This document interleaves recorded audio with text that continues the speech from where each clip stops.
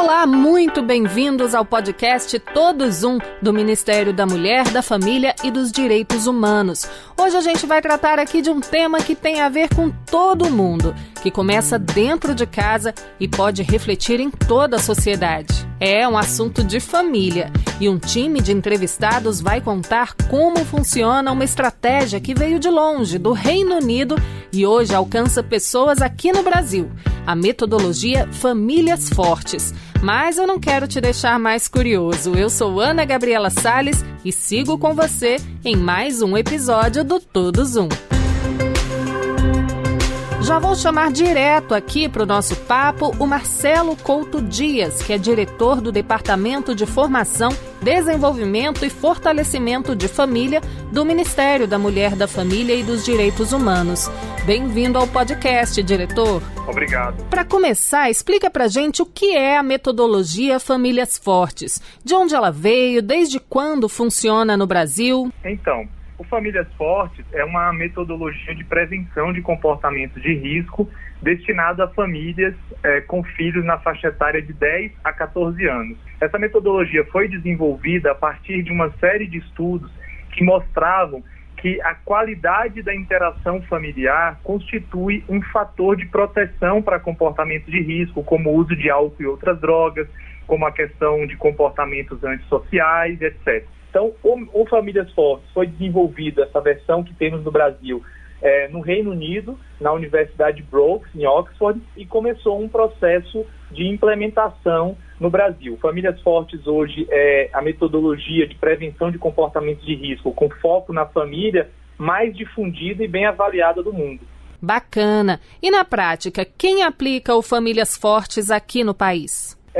A Secretaria Nacional da Família atualmente tem a responsabilidade pela implementação do Famílias Fortes no Brasil, e nós estamos fazendo isso por meio de acordos de cooperação técnica com municípios.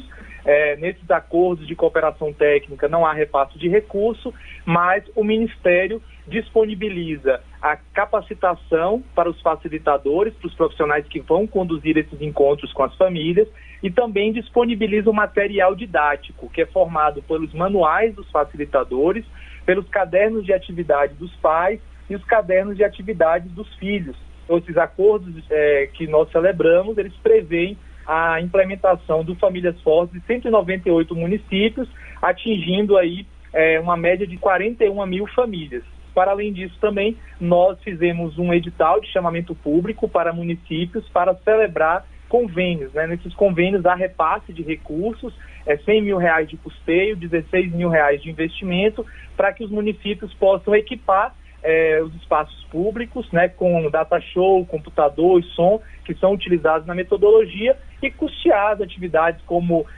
a remuneração dos facilitadores, a aquisição de lanches, de brindes. Só fala pra gente quem são os facilitadores, para ficar claro que não são novos profissionais contratados, são aqueles que já atuam num CRAS, por exemplo? Esses facilitadores, o Centro de Referência da Assistência Social, por exemplo, eles já executam um serviço que é o PAIP, que é o Serviço de Proteção e Atendimento Integral à Família. Então, o Famílias Fortes, ele pode ser utilizado como uma metodologia para os grupos com famílias que são desenvolvidos no CRAS, no Serviço de Proteção e Atendimento Integral à Família. Também pode ser utilizado outros no Serviço de Convivência e Fortalecimento de Vínculos. Então, os profissionais que já atuam, que já trabalham na implementação desse serviço, eles podem ser capacitados e incorporarem essa nova metodologia, os recursos que nós disponibilizamos no âmbito desses grupos com famílias. E em relação ao público-alvo, que são famílias de crianças e adolescentes de 10 a 14 anos, que características tornam essa faixa etária mais vulnerável? Essa faixa etária de 10 a 14 anos é a transição da infância para a adolescência, Então a gente sabe que nessa etapa as crianças ganham mais autonomia, a supervisão dos pais com relação às atividades dos filhos tende a diminuir, Esse é um processo natural do próprio desenvolvimento das crianças, mas essa diminuição da supervisão, do acompanhamento das atividades, pode representar riscos, né, para essas crianças aí que estão fazendo essa transição para a adolescência. Então, o foco nessa faixa etária de 10 a 14 anos é justamente para que esse desenvolvimento não signifique uma exposição maior das crianças ao risco e também que não prejudique o nível de comunicação e de interação com os pais. Então, a ideia do programa é chegar antes para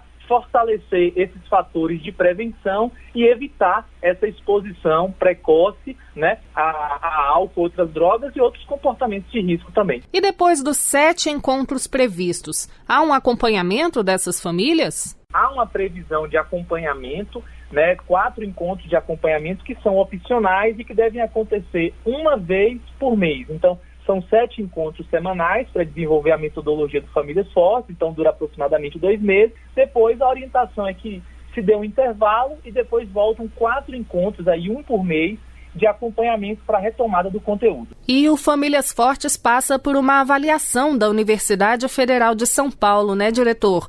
Como foram os primeiros resultados? Os resultados, né, nos surpreenderam positivamente. Tem um grupo de controle, tem um grupo de aplicação, então a gente compara o desenvolvimento nos resultados esperados ali em famílias que receberam o programa com aquelas que não receberam, para justamente verificar o impacto. Segura aí você que nos ouve, que a gente conversa ainda nesse episódio sobre mais detalhes dessa pesquisa da Unifesp. Vamos dar agora um serviço tanto para os gestores públicos quanto para as famílias que desejem participar dessa iniciativa. O que fazer, diretor? Os gestores que desejam levar a metodologia para o seu município, eles podem acessar o Sistema Nacional de Direitos Humanos por meio do site www.sndh.mdh.gov.br e lá eles vão poder solicitar a adesão ao Famílias Fortes. É um processo muito simples, é um cadastro, né, que o gestor faz, o gestor do município ou da organização da sociedade civil que tem interesse. Então a gente firma ali um termo e a partir desse termo ele terá acesso ao material e à capacitação para disponibilizar às famílias que eles atendem esse serviço. Maravilha. Que mensagem o senhor deixa para quem nos ouve sobre a importância do Famílias Fortes? Eu acho que a gente pode se empenhar, enquanto nação, de um modo geral, gestores públicos, famílias, organizações da sociedade civil, para levar adiante esse trabalho e para favorecer, assim, o bem-estar das nossas famílias e promover o desenvolvimento integral das nossas crianças e adolescentes. Certo, agradeço então pela sua participação aqui no podcast. Eu é que agradeço a oportunidade e parabenizo o trabalho de vocês.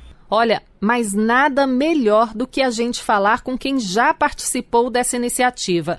A gente chama agora, direto de Campina Grande, na Paraíba, a Marcélia Braz da Silva Nascimento.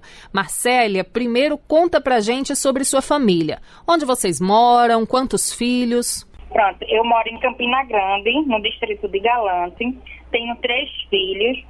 Um rapaz de 23, uma moça de 13, Emanuela e Emanuel Jonas, de 10 anos. E você participou com os 2 mais novos dos encontros do Famílias Fortes, né?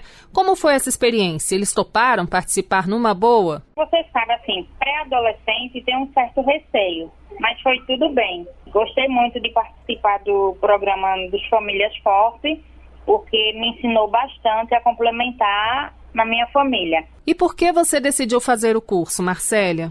Porque, como é uma fase de adolescente, nós como os pais, a gente começa a falar as coisas e fica naquela fase de entrar num ouvido e sair no outro. E lá eles aprenderam a saber discernir as coisas, saber diferenciar quando os pais falam em casa, quando os professores falam na escola, para poder nos ajudar. Melhorou o diálogo entre vocês, por exemplo? Notou algum comportamento diferente nos filhos e na relação familiar? Agora melhorou bastante.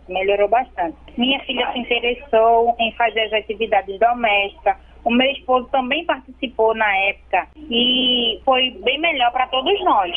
E o caçula, Emanuel? Ele também, ele para organizar mais as coisas, porque assim, levantava de manhã cedo e não queria deixar a cama organizada. Ele agora forra a cama dele antes de ir para a escola, não deixa as coisas dele bagunçadas, os brinquedos, o material escolar, ele hoje em dia mantém as coisas tudo organizadas. Dá mais ouvidos aos pais. Exatamente. Hoje sua família se sente mais forte para enfrentar os problemas? Mais forte, mais unidas, que isso pode trazer um grande benefício para a família de cada um. Foi uma benção aí, queria que voltasse de novo. Muito obrigada pela sua participação aqui no Todos Um. Marcele, um beijão para Campina Grande.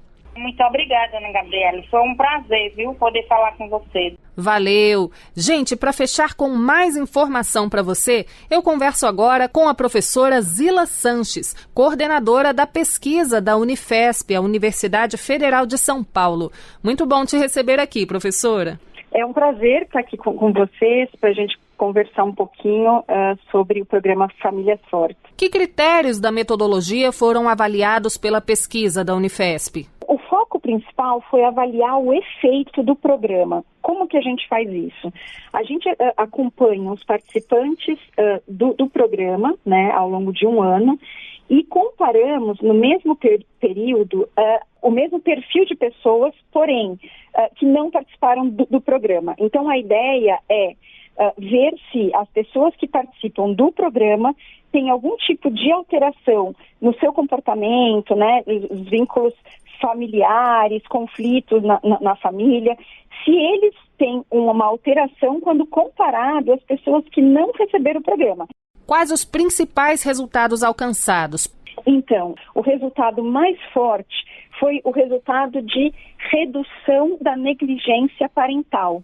O que a gente encontrou? Que aqueles que passaram pelo programa, eles deixaram de ser negligentes. Então, houve uma redução de 60% no perfil de negligência parental, tá? Uma outra coisa que nós encontramos é que esses pais, eles passaram a utilizar mais estratégias de disciplina não violenta. Então, essas pessoas, elas acabaram alterando o ambiente familiar dela, esses pais, e, consequentemente, melhorando a condição de vínculos familiares, né, de dinâmica familiar para esses filhos, para os adolescentes e para os seus irmãos, tá? Então, os principais achados nesse momento foram esses. Então, a nossa hipótese a ser testada agora, né, no segundo momento, é o efeito no uso de drogas desses adolescentes. Gerenciar emoções e solucionar conflitos estão entre os principais desafios da família nessa fase, professora? Sim. Essa fase da adolescência é uma fase de conflito. Já é uma fase que se sabe que o adolescente, ele passa por uma transição emocional que é muito decorrente do processo de puberdade, né, de alteração física, hormonal, e neste processo ele acaba enfrentando mais os pais, tá? Então, os conflitos acabam aumentando na época dos 12 até os 16 anos, tá? É claro que pode ser um pouco mais, um pouco menos. Por isso que é importante que os pais sejam instruídos, treinados em estratégias de enfrentamento desses conflitos de maneira saudável. Afinal, é dentro de casa que começa todo tipo de prevenção? Exatamente. As evidências científicas atuais mostram que os programas de prevenção ao uso de drogas, os mais efetivos, são aqueles que acontecem com a participação dos pais ou dos cuidadores, tá? E, apesar de ser um programa focado na prevenção do uso de drogas, ele trabalha com habilidades, com aumento de habilidades de vida, aumento de vínculos familiares e, através disso, através da melhora do ambiente familiar, a longo prazo, ele acaba reduzindo o consumo de drogas dos adolescentes dessa casa. Então, quando a gente aumenta essa proteção dentro de casa, o adolescente tende a ter uma saúde mental melhor, né? Menos quadros ou sintomas de depressão, ansiedade, porque ele se sente mais seguro ali e, inclusive, menos consumo de drogas, né? Porque, de novo, ele ver naquele ambiente um lugar seguro, um lugar em que estão pessoas com as quais ele pode contar e pelas quais ele é protegido. Agradeço pela sua participação aqui no Todos Um sobre o Famílias Fortes, professora. Obrigada, até a próxima. Tchau, tchau. Bom, eu vou ficando por aqui e agradeço a todos os entrevistados e a você que acompanhou mais um episódio com a gente. Esse foi o Todos Um, comigo, Ana Gabriela Salles, e sonoplastia de José Maria Pardal. Até mais!